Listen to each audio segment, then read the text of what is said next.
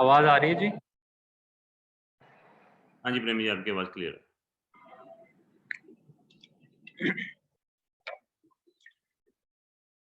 आज का विषय है सर्वव्यापक ईश्वर पर। हम लोगों ने ये शब्द कई बार सुना है, सर्वव्यापक। आज इस पर चर्चा करेंगे। यहाँ उपस्थित हम सभी प्रेमी जन इस बात को मानते हैं कि ईश्वर कण कण में मौजूद है, वह हर जगह है। परंतु हमें यह सोचना चाहिए कि यदि यह बात मेरे मन में गहराई से बैठी हुई होगी, तब क्या हम किसी पर क्रोध कर पाएंगे? क्या मैं किसी से ईर्ष्या व द्वेष भावना रखूंगा, या लोभवश दूसरे की संपत्ति व पैसा अपने पास चाहूंगा? परंतु हम जानते हैं कि ये सारी क्रिया हम करते हैं। हमारे मन में ईश्वर के लिए अपार श्रद्धा है, परंतु यह आकलन करना जरूरी है कि श्रद्धा की गहराई कितनी है। जैसे कि हमें सत्संग के माध्यम से यह पता चला कि ईश्वर और कहीं नहीं, मेरे सबसे निकट इस शरीर में ही है। जैसे मेरे शरीर में ईश्वर का वास है, ऐसे ही और सभी शरीरधारियों में ईश्वर का वास है। जब जब मुझे ईश्वर की सर्वव्यापकता का एहसास रहेगा, तब तब सामने जो भी आएगा उसके प्रति निर्मल भावना ही मन में उत्पन्न होगी। सर्वव्यापक का अर्थ क्या होता है? जो सब जगह मौजूद हो। समस्त संसार की व मेरे स्वयं के शरीर की सभी क्रियाएं स्वयं हो रही हैं। इसमें किसी व्यक्ति अथवा मेरा स्वयं का योगदान नहीं है। दैनिक दिनचर्या देखें तो सुबह हो रही है, सूर्य उदय हो रहा है, वायु हर वक्त चल रही है, धरती स्थिर है, आकाश अपनी जगह पर है, नदियों में जल अपनी गति से निरंतर बह रहा है। मेरे शरीर के जितने भी ऑर्गन्स, इंटरनल ऑर्गन्स हैं, हृदय है, धड़क रहा है, श्वास आ रही है, जा रही है। शरीर के समस्त सिस्टम्स स्वयं काम कर रहे हैं। इन सब बातों का मनन करें, तब निर्णय निश्चित रूप से यह ही निकल कर आएगा कि हाँ, इन सब क्रियाओं के होने में मनुष्य का योगदान नहीं है, परंतु फिर भी यह हो रहा है। यह हमारी आंखों से देखा हुआ दृश्य है। देखते ही देखते कब यह शरीर एक बच्चे से जवान और फिर वृद्धावस्था को प्राप्त हो रहा है। यदि इस चीज का कंट्रोल मनुष्य के हाथ में होता, तो वो स्वयं को कभी वृद्ध ना होने देता, क्योंकि शरीर जब जवान होता है, तब यह हम सब का अनुभव है कि इसमें अत्यधिक ऊर्जा व यह निरोगी रहता है। परंतु जिस प्रकार संसार परिवर्तनशील बताया गया है, वैसे ही मेरा शरीर भी परिवर्तनशील है। संसार में हर एक चीज में द्वैत है। कुछ बन रहा है तो बिगड़ भी रहा है। सिर्फ एकमात्र ईश्वर सत्ता के लिए अद्वैत शब्द का इस्तेमाल किया गया है। ईश्वर कोई दिखने वाली चीज नहीं, वो तो एक चेतना है, या यूं कहें कि एक प्रकार की ऊर्जा या एनर्जी है।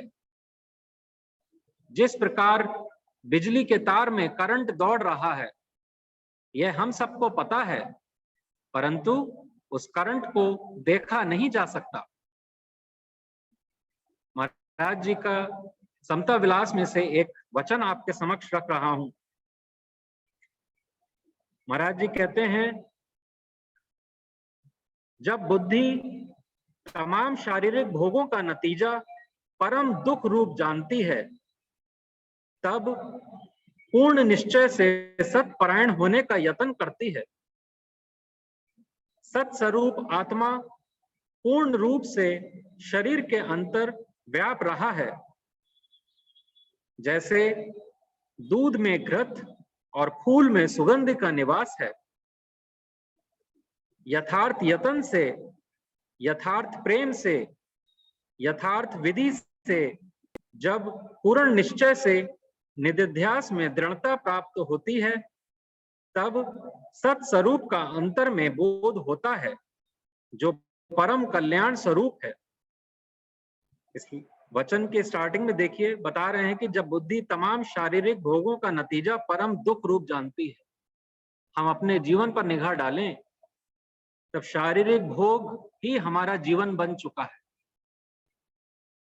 और जबकि महाराज इससे उलट बात कह रहे हैं कि शारीरिक भोगों को दुख रूप जब देखना शुरू करोगे, तब उस सर्वव्यापी ईश्वर का अनुभव अपने अंतर में करोगे।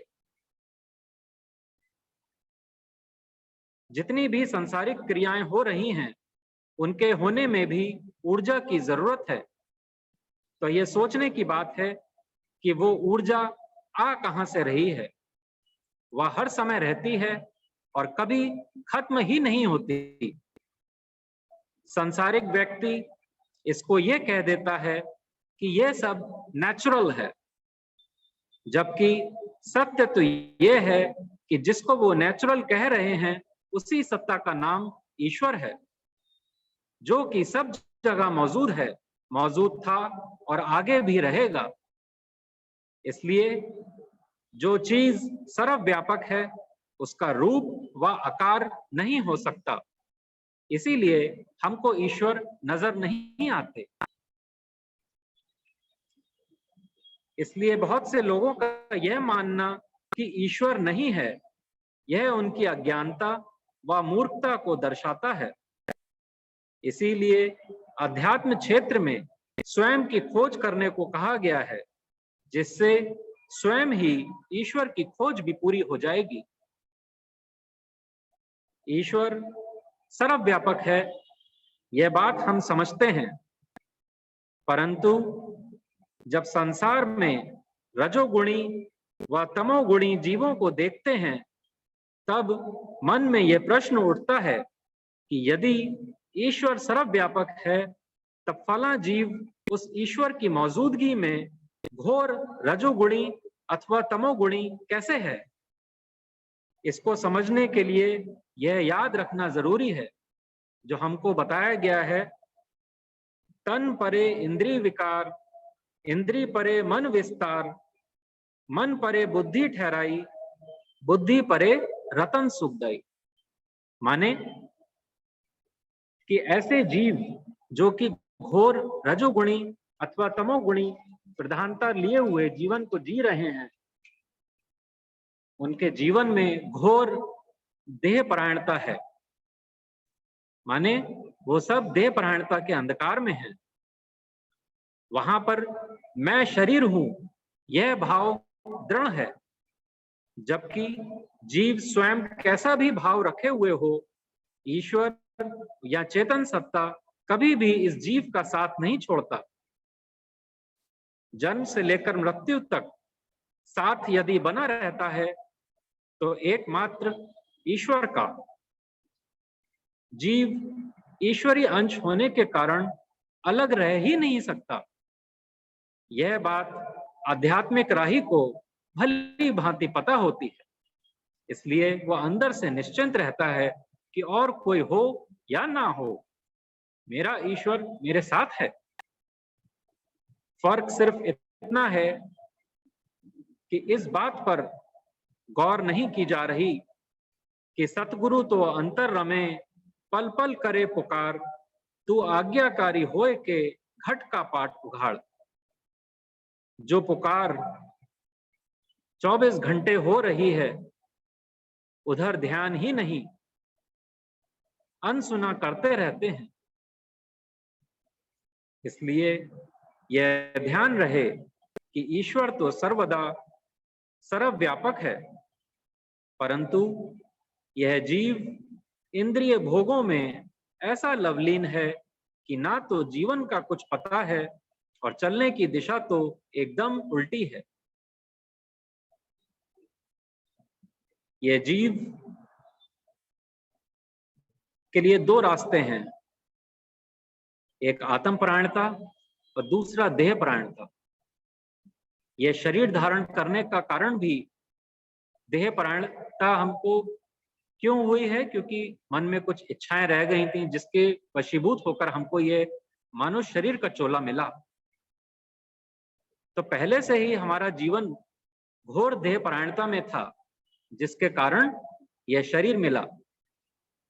अब सत्संग के माध्यम से जब विवेक जागृत हुआ है, तब इस जीव को अपने चलने की दिशा देह परायणता से हटाकर आत्म परायणता की ओर करनी है। हमारे अंदर बैठे हुए ईश्वर की हर वक्त इस जीव पर पैनी नजर है, हर एक क्रिया पर नजर है। क्या भाव उठ रहे हैं इसका भी उन्हें पता है। पिछले किए हुए कर्मों का प्रारब्ध भोग रहे हैं, वह अज्ञानतावश नया प्रारब्ध बना रहे हैं। सत्संग के माध्यम से पता चला कि पहले अपना जीवन सदाचारी बनाना है। हमारे जीवन काल में जब तक सुख बना हुआ है, तब तक हमें जीवन से शिकायत नहीं होती, परंतु जब प्रतिकूल व्यक्ति परिस्थिति का सामना होता है, तब मन विचलित व बेचैन हो जाता है। एक अध्यात्म के राही को इन्हें चुनौती के समान लेना चाहिए। यह एक प्रकार की प्रारब्धवश हमारी टेस्टिंग हो रही है, जिससे पता चल सके कि अंदर की मिट्टी अभी कितनी नर्म है या कितनी नहीं। माने ईश्वर सर्वव्यापक होने के कारण अप्रकट रहते हैं, माने दिखते नहीं हैं। और जितने भी व्यक्ति, वस्तु, परिस्थितियां, यह सब उस सर्वव्यापक ईश्वर का प्रकट रूप है। इसलिए विपरीत चल रहे व्यक्ति, परिस्थिति से अपना मन निराश नहीं करना चाहिए। हम सभी प्रेमी जन भी देह धारण करने के कारण समस्त विकारों से घिरे हुए हैं।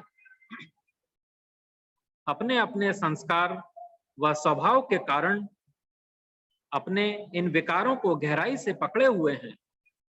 ऐसे में मन प्रतिकूल घटनाओं से निसंदेह कष्ट होता है, पर अब सही सत्संग के मिल जाने पर यही जीव जीवन में अपने यू टर्न, या यूं कहें कि अपने जीवन दूसरी दिशा में अब चलने लग जाता है।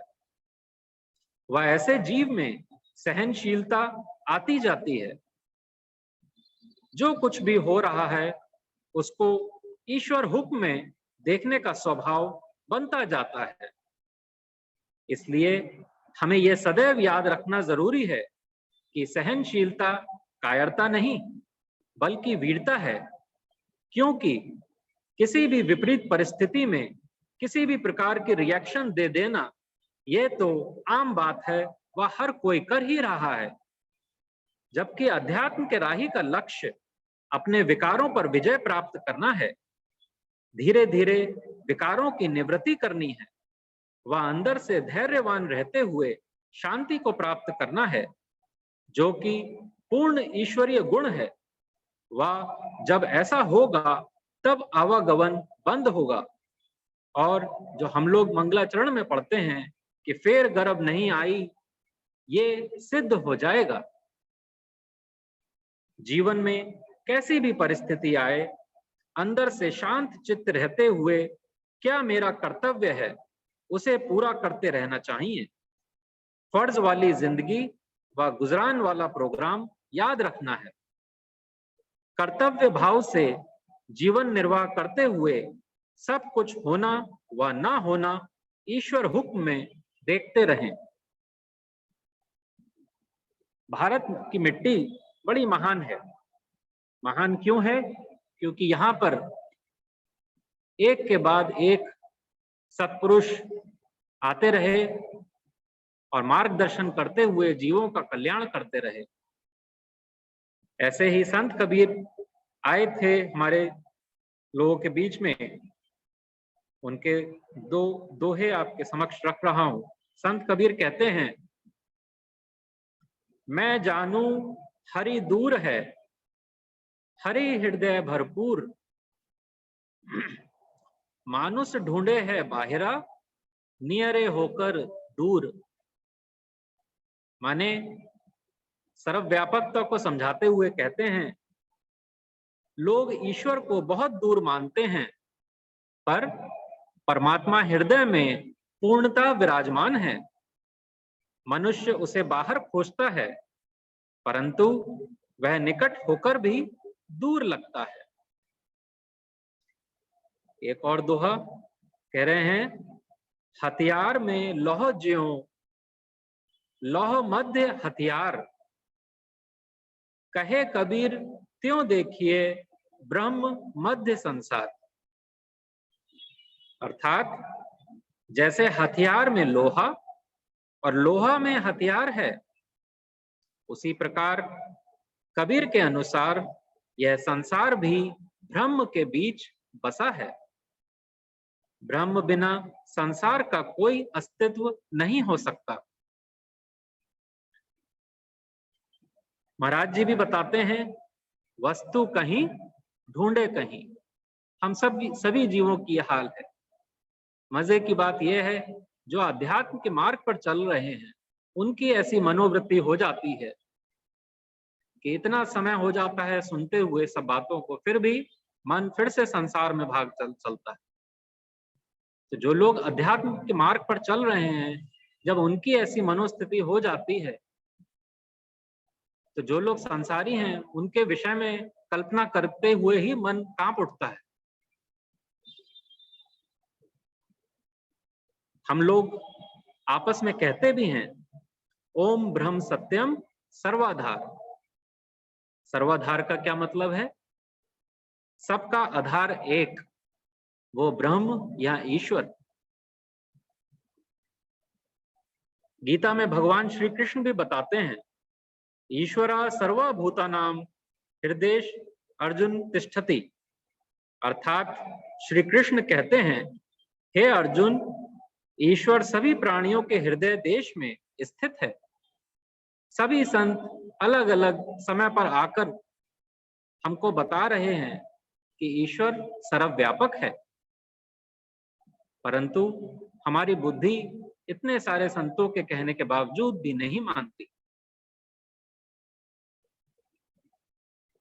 गुरु नानक देव जी ने भी ये मूल मंत्र दिया, एक ओंकार सत्य नाम, कर्ता पुरख निर्भव निर्वैर, अकाल मूर्त अजूनी सैभम गुरु प्रसाद। अर्थात इस संपूर्ण जगत का स्वामी एक ही है और वह ही ब्रह्मांड का निर्माता है। उसका नाम सत्य है। वह भय से रहित और किसी के प्रति बैर भाव नहीं रखता है। वह जन्म मरण के बंधन से मुक्त है और स्वयं में ही परिपूर्ण है। महाराज जी का एक वचन आपके समक्ष और रख रहा हूं। महाराज जी कहते हैं, सत्स्वरूप आत्मा आकार शरीर में निराकार होकर के व्याप रहा है। द्वंद में निर्द्वंद, कर्म युक्त और वासना युक्त शरीर में निर्वास और निष्कर्म होकर व्याप रहा है। आदि अंत सहित, खेद सहित, अल्पज्ञ अनंत प्रकार के परमाणु सहित जो शरीर है, इसमें अनादि, अखेद, सर्वज्ञ और निराकार होकर के प्रकाशता है। तमाम के तमाम शारीरिक दोषों से भिन्न अपने आप में परिपूर्ण नित आनंद चेतन स्वरूप हो करके व्याप रहा है। अंत में अपनी वाणी को विराम देते हुए यही कहना चाहूंगा कि जैसे जैसे हमें जो 5 नियम सादगी, सत्य, सेवा, सत्संग व सत सिमरन, ये 5 नियमों पर हम जैसे जैसे अपने जीवन में ज्यादा से ज्यादा धारण करते जाएंगे, वैसे वैसे ईश्वर की सर्वव्यापकता का एहसास बढ़ता जाएगा। और जब ऐसा होगा तब हम सब जीवों से प्रेम हो, तन मन सेवाधार, ये हम लोग समता मंगल में पढ़ते हैं कि सब जीवों से प्रेम हो, तन मन सेवाधार, ऐसा हम कर पाएंगे। वह विपरीत चल रहे जीवों के प्रति मन में क्रोध नहीं आएगा, बल्कि उनका धन्यवाद होगा। धन्यवाद क्यों होगा? क्योंकि कबीर जी ने हमें बताया, निंदक नियरे रखियो, आंगन कुटी छवाए, बिन साबुन तेल बिना निर्मल कियो सोहाय। तो हमारा स्वभाव धीरे धीरे निर्मल होता चला जाता है। मेरे गुरुदेव में लिखा भी है, ईश्वर कहते हैं, मैं जिस पर कृपा करता हूं उसका सर्वस्व हर लेता हूं। इसलिए जीवन में कष्टों से दुखी ना हो, बल्कि उनका स्वागत करें। सिर्फ एकमात्र ईश्वर से संबंध व आशा रखने से जीवन में निराशा नहीं आएगी। और जब सर्वत्र राम है, राम नाम ही सत्य है, तो जीवन भर उस सर्वव्यापी राम या ईश्वर का संग क्यों ना करूं, जो कि मेरा परम लक्ष्य होना चाहिए। महाराज जी ने चेतावनी दी हुई है, क्यों अपने सफर को लंबा करता है, उठ जाग और सर्वव्यापी ईश्वर का संग करके अपने जीवन की कल्याण कर। ओम ब्रह्म सत्यम सर्वत्र।